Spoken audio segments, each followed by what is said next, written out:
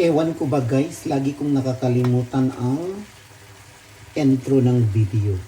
Naalala kong mag-video pag luto na siya. So yan guys. Steak na pork chop muna tayo for today's video.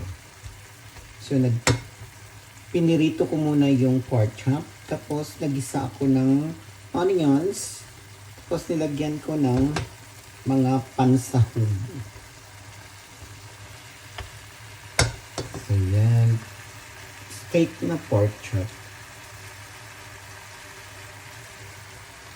Tapos nilagyan ko siya ng, of course, Dato Puti oyster sauce.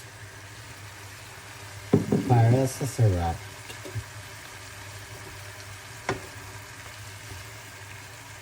So guys, bon appetit!